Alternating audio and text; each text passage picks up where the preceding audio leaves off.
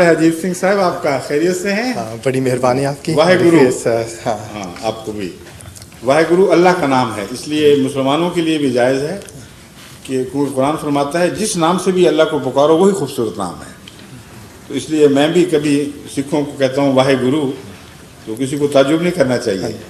ये कुरान की आलमगीर तालीम के ताबे बात है कि खुदा का नाम हो सही, किसी ज़ुबान का हो, किसी मज़हब की तरफ से, वो खूबसूरत नाम ही होगा। ठीक है, मेहरबानी, शुक्रिया। हज़रत साहब और दोस्तों, मुझे यहाँ आने से पहले यहाँ आने के बारे में मुकम्मल मकसद का पता नहीं था,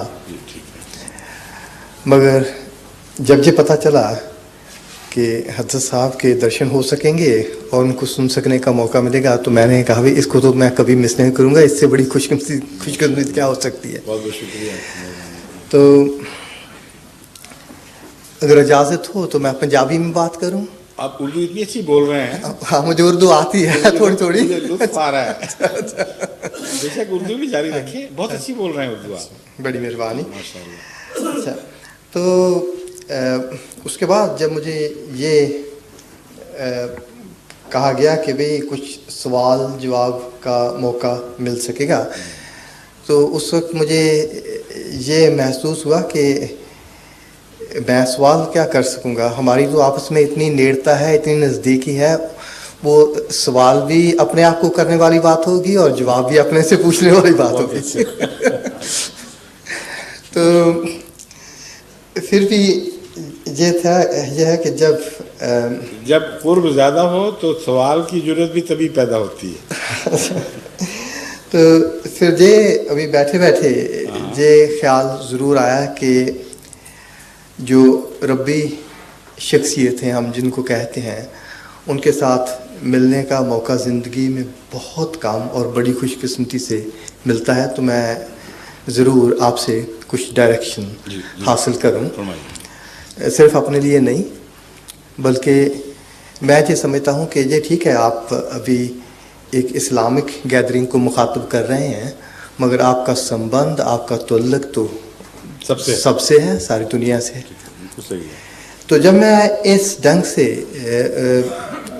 सोचता हूँ तो ये ठीक है, बेशक आजकल वो वर्ल्ड वॉर फर्स्ट या वर्ल्ड वॉर सेकंड तो नहीं लगी हुई, मगर भी फिर भी दुनिया के हालात जो हैं वो बहुत गंभीर हैं, बहुत ख़तरनाक नज़र आ रहे हैं।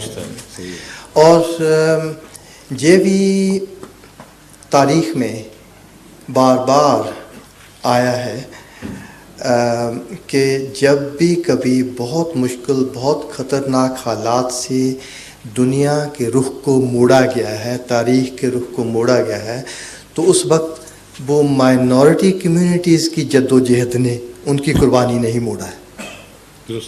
और इस बात को ख़ास तौर पर जो रशियन जो सदर थे गोर्बाचोव, उन्होंने तो ख़ास तौर पर इसको माना और मान के चले इस बात को।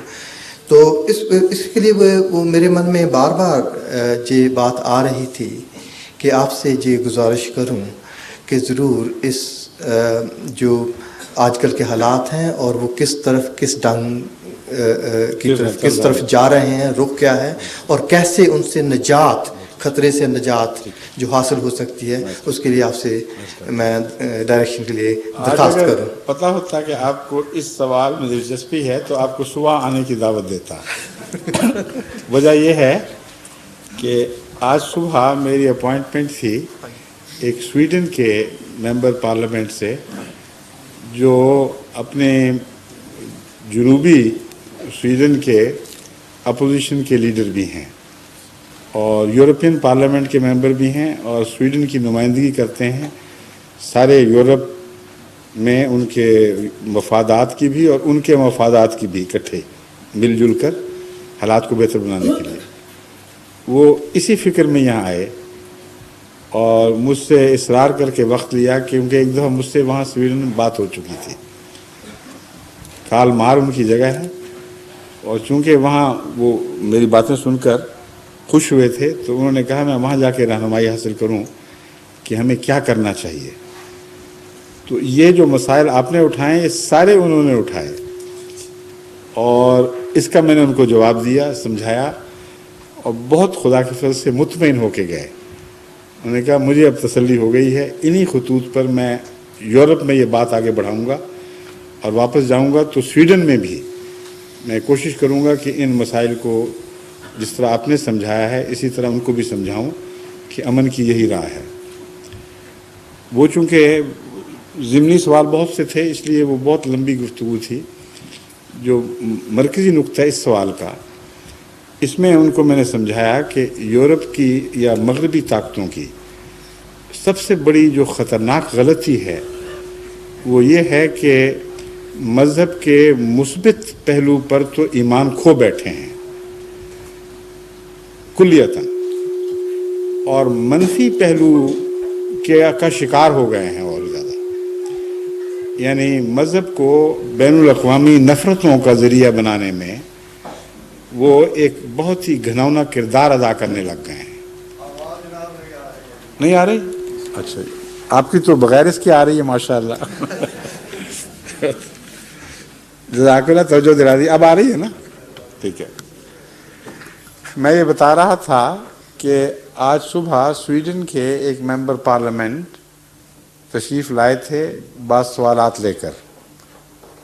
ان سوالات کا جو رخ تھا وہ اسی سوال کے گرد گھوم رہا تھا کہ جو نئی تبدیلیاں واقع ہوئی ہیں یورپ میں، اس سے امن کو بھی خطرات پیدا ہو گئے ہیں، اور بین الانسانی تعلقات میں بھی رکھنے پڑنے کے خطرات پیدا ہو گئے ہیں۔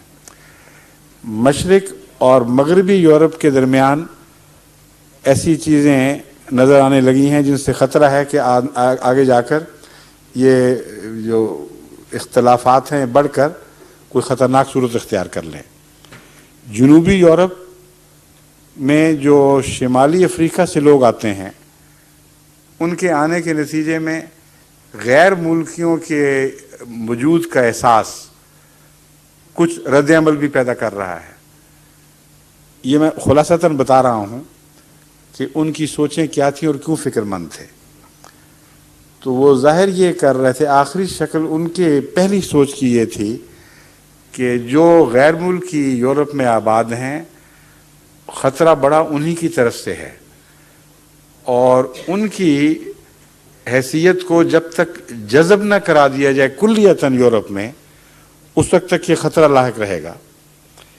یہ عام سوچ ہے جو یورپ میں ابھر رہی ہے، اور چونکہ وہ مجھ سے مل چکے تھے، وہ مطمئن نہیں تھے کہ یہ سوچ سچی ہے۔